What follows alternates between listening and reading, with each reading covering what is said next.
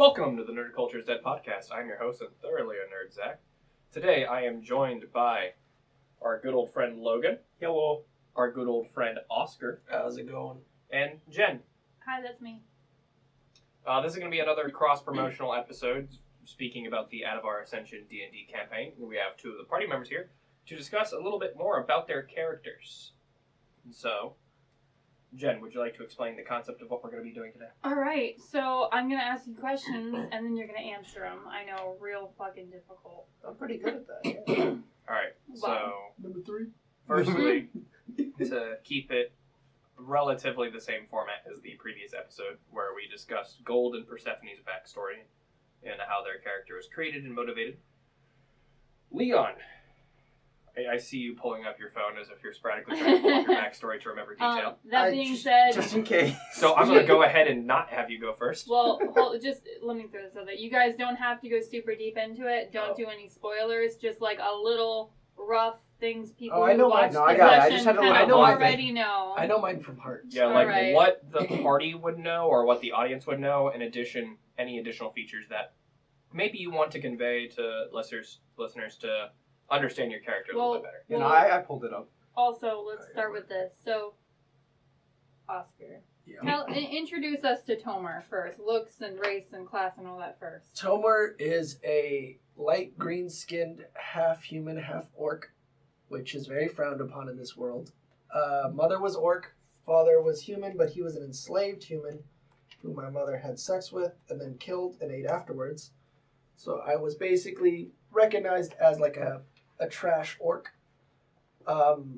He is a blood hunter fighter with the Lycan trait, but that's because after he got chased out of his town for being almost eaten alive and being left to die in the desert, he was found by a group of bandits who took him in, taught him the trade, and then he learned how to sail, he learned how to steal, he learned that once you join this group of people, or family as I like to say, you basically owe a debt.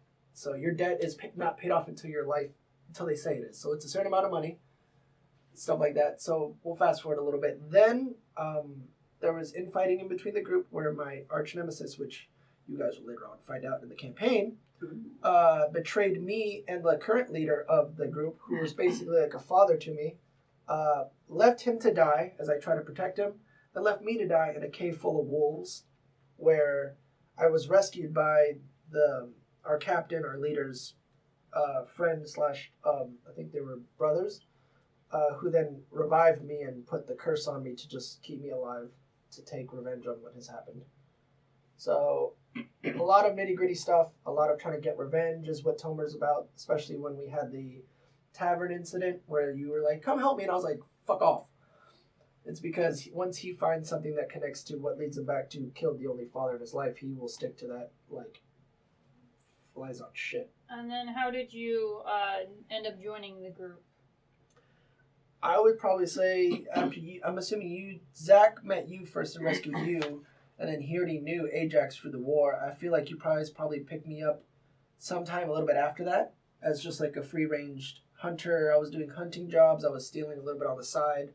I'm probably assuming that you guys picked me up whenever you needed like a fourth for the party, and you just needed someone who knew the terrain or something like that, or needed certain connections picked up, because that's basically what I was doing in my free time, just trying to find information and focus on what my skills are and how my abilities work, because I was still pretty new to them when you guys picked me up.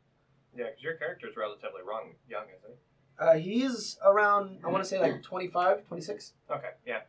Real young in my eyes, anyway. Well, yeah, in orc years, I don't even know what the age difference is. They age about relative to humans, so yes. So around not a drastic drop off or anything. Yeah.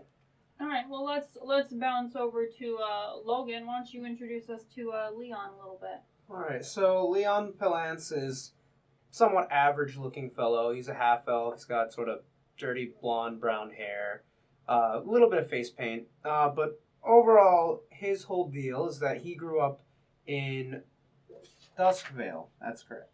Duskvale, where when he was growing up, there was a bit of a small plague that was wiping out crops that made life very difficult there. And so in that adversity, he ended up finding a master who taught him the way of the sword, specifically, of course, a rapier. And from there, he learned ideals of justice and brotherhood. A bunch of not discovered details aside, after that, he moved over to Ravensborough, where he took up a couple of odd jobs here and there.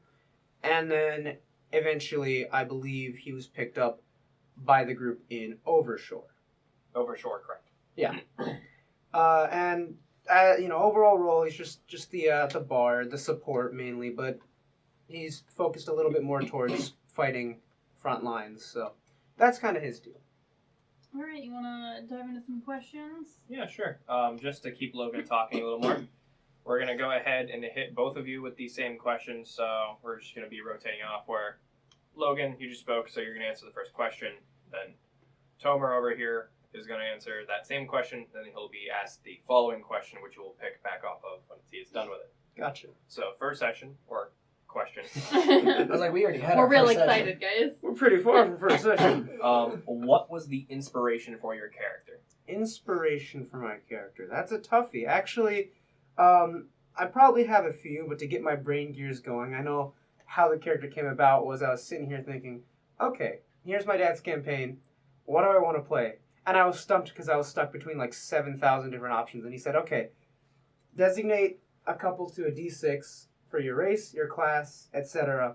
And I rolled and I ended up with half-elf bard. So he's pretty much completely randomly generated out of the options of player characters that I wanted to choose. But I stuck with it. I really much enjoyed it. I would say any kind of like, you know the guys from Road to El Dorado? Oh Yeah. yeah, those guys. Like that kind of character archetype. That's the main inspiration for Leon, I would say, with my own, of course, little twist on it. Well, let me ask you this then. So, because your character was randomly generated, did you have that backstory in mind before race? And No, I come up with backstories just whenever I need them. I actually really enjoy writing, so it's not like an issue for me. okay. Yeah. Well, we're gonna go ahead and transition then over to Oscar with that same question. What was the inspiration for your character? I think it was mainly because when Jason said each of us gets books to specifically choose from, I went to the books first, and then that piqued my interest because I've played multiple classes and races in the past, like Ranger, Bard, Barbarian, all those. I haven't done many. I've tried to do a couple Warlocks, but they haven't worked out in the end. And I was like, you know what? Let's try something new. So I was able to pull the new Critical Role book and find the Blood Hunter, and I was like, you know what? It's a barbarian, but kind of not, because he still does stuff with magic in a certain way. And I was like, you know what? Let's try it out. And I was like, what would be a person that would have no need to have this ability, but has been tormented to a certain extent, depending on the world, that would want to go this route? And I'm like, you know what? I talked to Jason. I was like, how do orcs survive in this area? And he's like, well, they're evil people that live in the mountains that basically fend for themselves. And if you're going to be an orc or a half orc, you might have some more issues or more problems depending on where you're trying to fit in. And I was like, you know what? They work together well. I was like, you know what? Screw it. Let's try a half orc. Let's try a half orc blood hunter and see how that turns out. And it's going out pretty good so far. Fair enough. So mechanically, you came up with this idea for this character, and then proceeded to find your backstory based on the fact that you were going to have a rough time anyway. So, what could you do to make it rougher?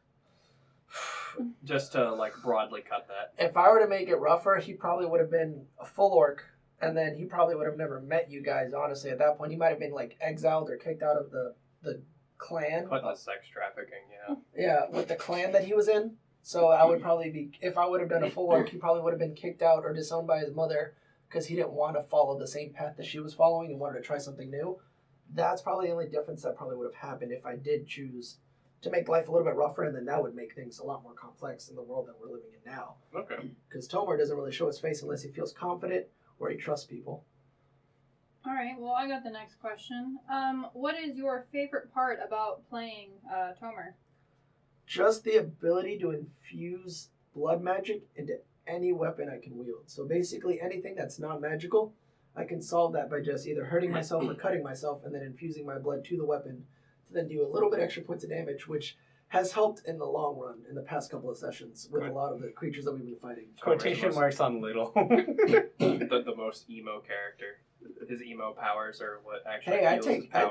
I take damage off of those, and they ain't fun all the time. I roll high too much, too often. And then what about you, Leon? My favorite part of playing Leon is definitely the ability to actually make a change using skill checks. I've played in a fair bit of D&D campaigns, and I don't blame people who can't find like how to make skill checks relevant, because I think it's a little bit harder than combat when it's straightforward. Roll, hit the guy, you win. But with Leon, I get to stealth around, and that's very fun. I get to persuade people, and anything in between, and I feel like that's really where he shines. Okay. Well, we're going to bounce off of that. So this is going to sound a little bit of a contradictory question here. So you mentioned that being able to make a difference through skill checks is a unique feature to this character and something that you enjoy. Have there been any consistencies with this character with your previous characters you've played? Could you rephrase that, please? Sorry, I'm a little lost. Yeah, any consistencies from previously played characters that have either rolled their way across your time playing D&D into this character, or any way you so played like the game? similarities between past Yeah, characters. exactly. Okay. I would say I tend towards good characters. Leon is definitely an example of this, like good nature, like heroic and stuff like that. So I mean, I suppose there's that. Okay. Spellcasters. I love playing spellcasters. I very, very rarely play anything that doesn't have spell capabilities. So No strictly martial classes for you? Yeah, no, that's something that happened very recently with the campaign I mentioned before this thing started. So. Okay. What about you, Tomer? I've made some pretty crazy characters in the past. Like, I've made another orc before, half-orc, called Silent Toot, who was a bard barbarian, and he was disgusting. But no, I just want to try to see which races mix and match the best. That's really I've mainly done humans or types of humans or variant humans or elves, but like I really haven't gone to like the other side of the spectrum when it comes to characters. So like me trying out the orcs or the half orcs just to give them a shot for a little while, it's kind of interesting to me because it's a whole different dynamic and how they look and how they age and stuff like that. So I was like, oh, I'll give it a shot. Alrighty then. Well, Tomer, have you made any regretful choices when playing or making your character that you wish you could have gone back on thus far? We've been in the campaign for 6 months, so maybe something that you didn't want to do. I probably would have swapped out Sorcerer's Initiate for something else if I really was going to be honest. I wouldn't have switching out your feet. Yeah, I would have probably swapped it out for Warlock just to get a little bit of taste of Warlock in there, because that's what I did. eventually, if the point comes to where I do want a multi-class, the two that I've been looking forward towards the hardest is either Rogue or Warlock. Those are the two that I've been catching my eye if I were to move to class. If we ever get to that chance or level, I'd probably just do that because I can also, the idea of being able to reanimate stuff but also infusing my own blood into stuff, I'm just like, let's frickin' do it. Yeah, that does sound actually pretty cool. That's what I'm saying. Well, Leon, how does that roll over to you? Any regretful choices? I actually definitely have a couple. The first I would say is, you might remember from one of the earlier sessions in the campaign. Leon as a character, he doesn't want to kill people unless it's necessary. As opposed to some of my other characters, he's not as strict about it, because I've played other characters where they're younger, they're more like naive and everything, and they're all about, we have to spare as many lives as possible, whereas Leon is like, some people deserve the chance, some people don't. But I haven't done the best job of sticking to that. The biggest example I would say is the session where I went to prison. I kind of was like, I forgot to specify non-lethal damage before stabbing that guy through the throat. Oh well. He's so part of that's the system, man. He needs to die. He needs to die. But like that's Over your population, man. He's gotta go. He's gotta Okay, go. so just a general inconsistency that you wish you could have erected. I don't earlier feel like I've stepped over that line too many times. No, because I'll say from an outside perspective, I didn't even notice that was really something that was holding your character back. Probably just the one time.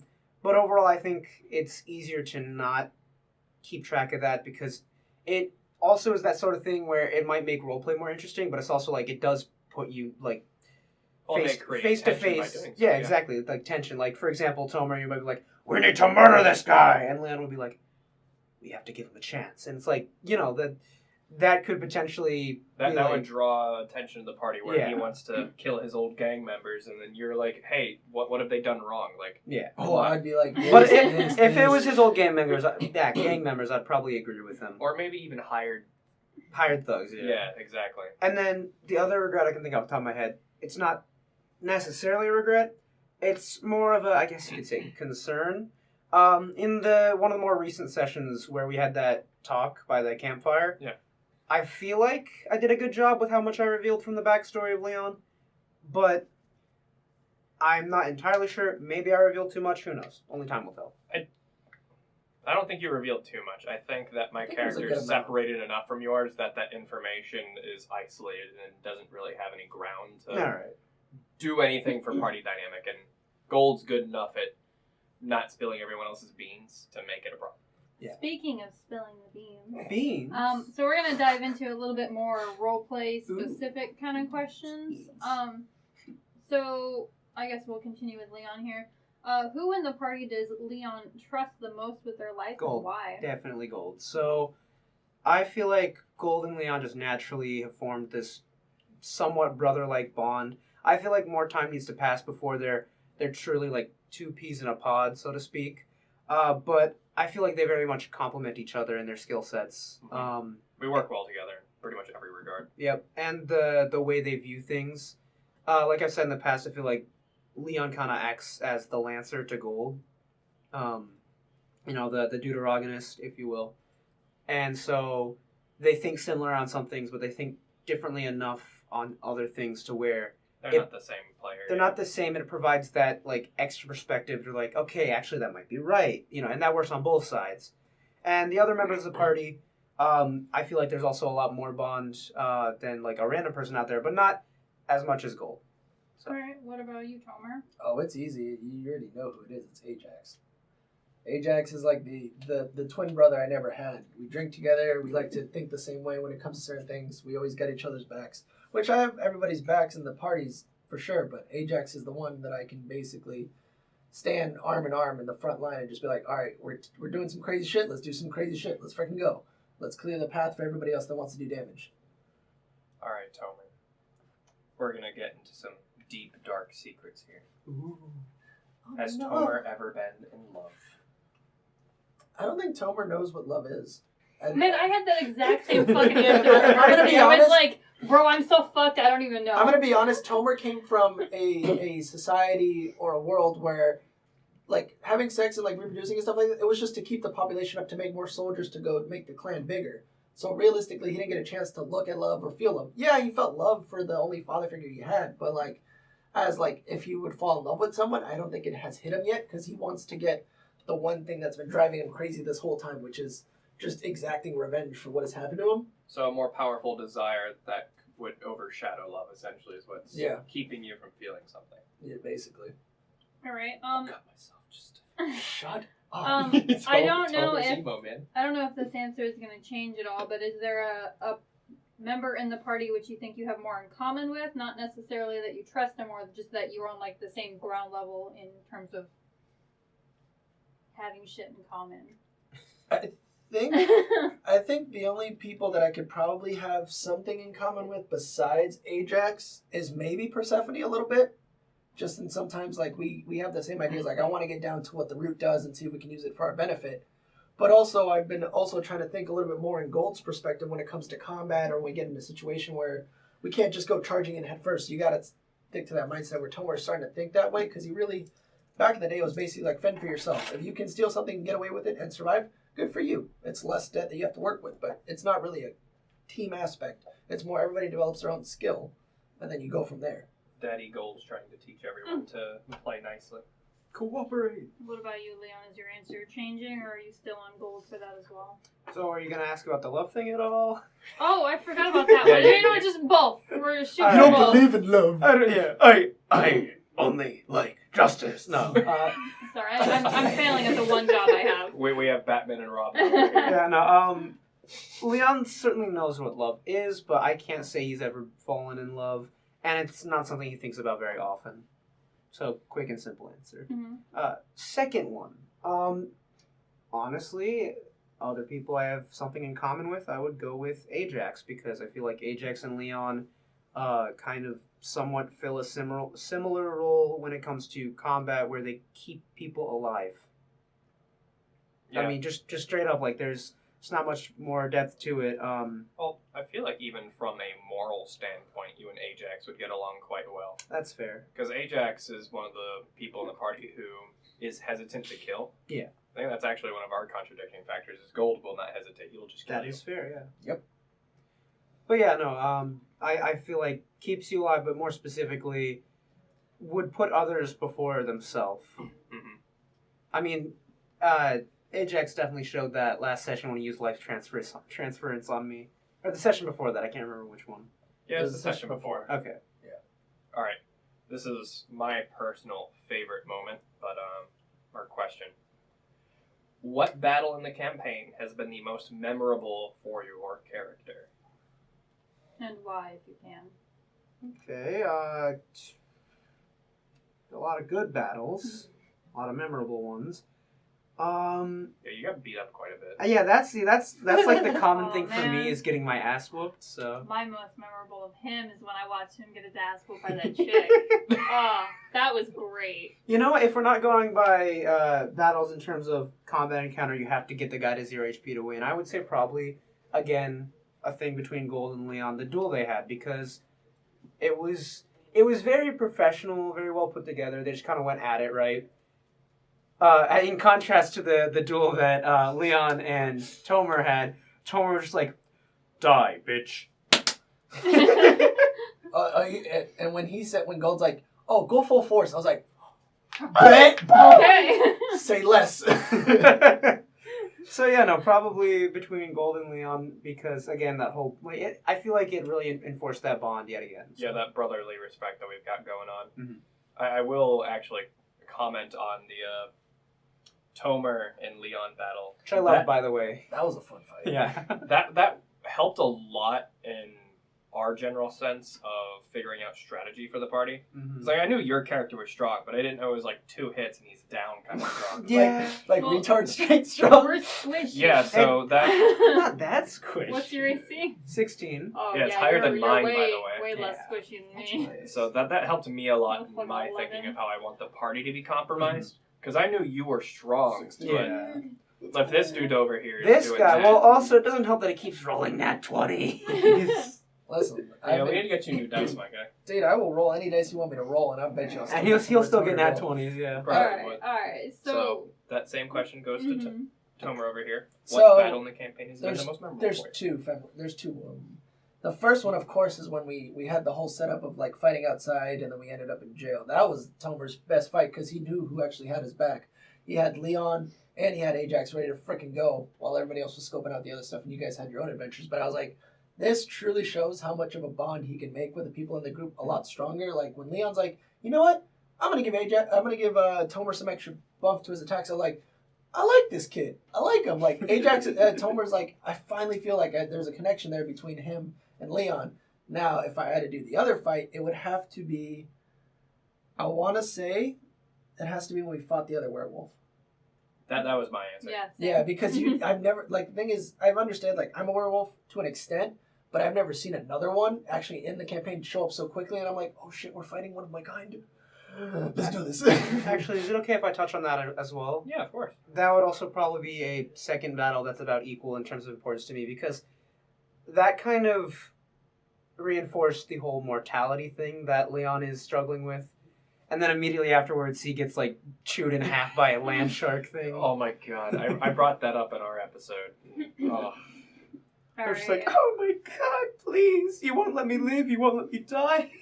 Speaking of leaving, I guess Tomar first, what is currently motivating Tomar to stay in the party and not just bounce? I feel like Tomar knows that if he tries to go solo, he's going to end up dead and not accomplish anything. So he's like, if getting in this party and doing what they require to gets me stronger to that level, that eventually I can have the group help me in completing my goals, I'm okay with that. Like, if I were to go solo, I know Tomar, he would survive a decent amount. But, like, when he gets to, like, the final big guy, when he has to fight him one-on-one, he knows he's going to be screwed if he doesn't have anybody to back him up. All right, Leon. This is gonna be a hard one. Not because it's hard for me to come up with the answer, because the answer is like, ooh, running away from his past. Straight up. Okay. So, Leon. Yeah. Who in the party would your character prioritize rescuing in a dire situation? And Picture this scenario. You have 4 locked doors in front of you and 1 locked pick. You can assume everyone on each other side of that door is dying. What door are you opening to save him? You only get one. Well, Yeah, you can only pick one. guessed as much. Got Gold, you got Persephone, you got Tomar, and you got Ajax. Persephone. Really? That would have been the one That's I a shock. expected Explain. least. So, details we have not gone into yet on backstory-related stuff, as well as her own backstory.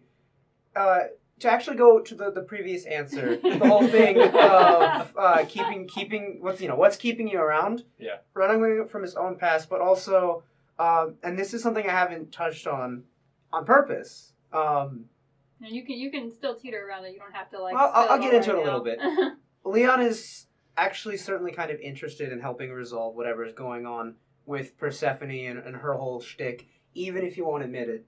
And so he feels like out of all of the group, he feels like she's the one who needs the most protecting because she's probably in the most imminent danger. Hey, I got saved twice. I don't fucking care. And so in that instance, he'd be like, well, Gold is like the closest thing in this group to a brother to me, but what overall would happen to the world if he were to die, for Tomar to die, if Ajax were to die? It would certainly be a worse place for me personally, but I feel like there's more to Persephone than that. All right. Damn. What about you? Are you That gonna was a steal good my heart answer. away too? No, mine's gonna shock all of you. I'd probably save Gold. That surprises the fuck out of me. I figured our characters hate each other. Tomar considers Gold like when you have 2 brothers and they hate each other. It's like that. So like I see Gold as like an equal to a certain extent, but like there is still that like love-hate relationship. But I feel like if I were to save Gold, at least he would help me find a way to just either bring back the group or find a way to help them escape with a cool head and a better plan than mine would be. Just try to break down every single door and just go full ass yeehaw towards it. Yeah. That is a totally fair answer. Because I tell you what, man, that shocks me. Because Gold is really annoyed with Tomar. Yeah. Like you touch on that brother thing right there. To me, you're the younger brother who just hasn't quite figured it the fuck out yet. Yeah, and I'm just like, I want to get shit done. Like, stop! You can't just do it. Think, dumbass.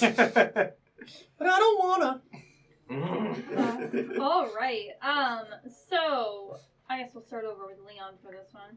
How does Leon feel about keeping secrets from the rest of the party? Well, again, referencing a recent session, he's opening up a little bit about it, but a big side to his character is how he wants to separate himself from those secrets, so he'd rather not talk about them. So, I mean, I'd say that's pretty much all there is to it. Okay. Tomar's able to open up a bit, but he's not going to reveal his whole hand.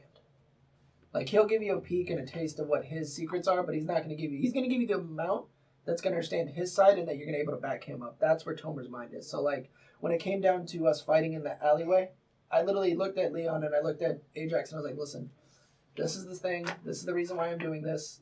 This is all you need to know for right now. If we want to go more depth into it, we can get onto it later. But right now, I need just backup and let's just get this done. Yeah. Bless you. No. No. Sneezed on camera. Fuck. All right. What's our next question? Either one of these.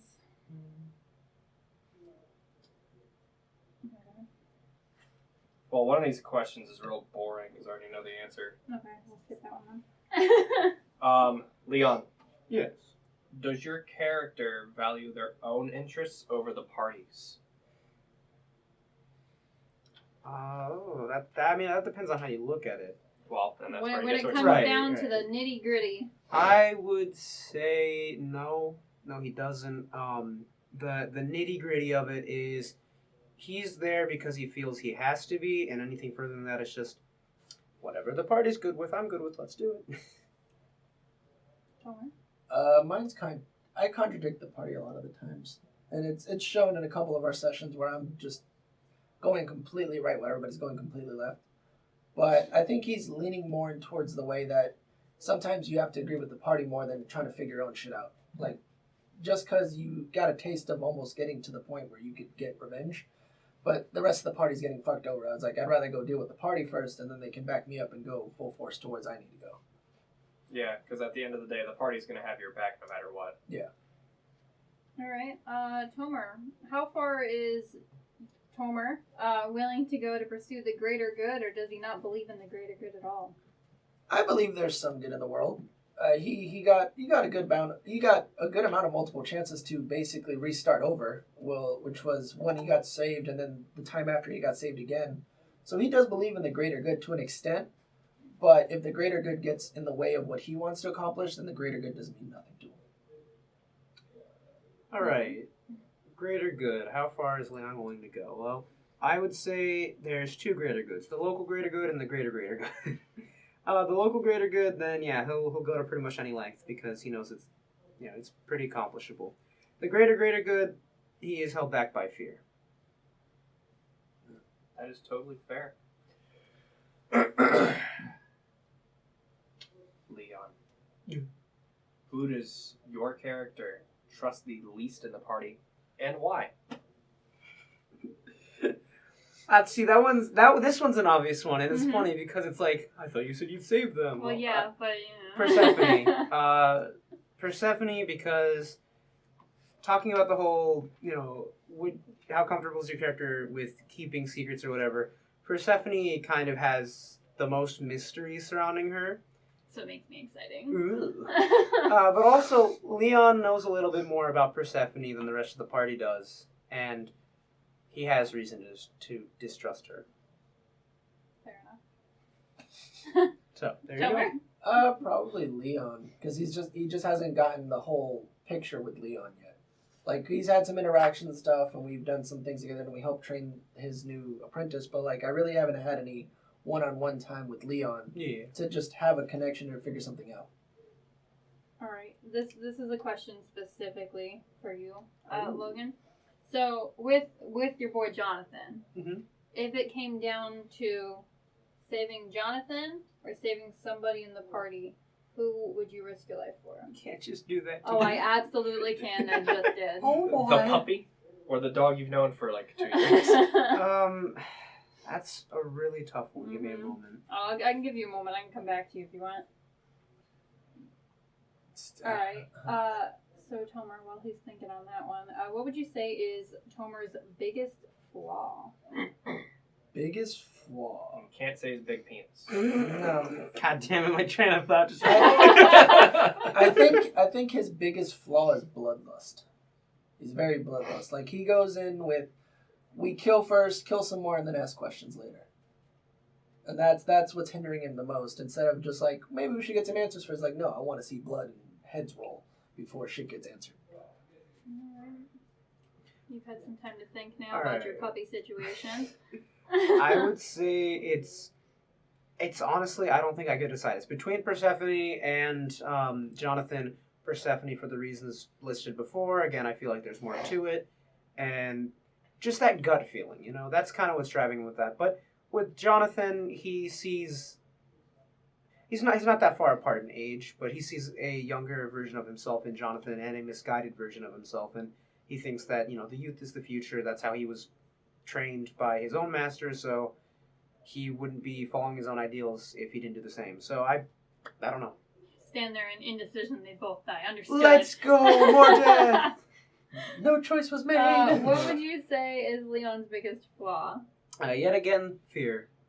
He doesn't show it all the time, I feel like. I feel like in, like, a normal combat situation, he's pretty headstrong. He rushes in there and, he fights just alongside everyone else doing his part. But, like, on the inside, he has his own doubts about himself, self-esteem issues and all that, and fear of what's really out there, for sure.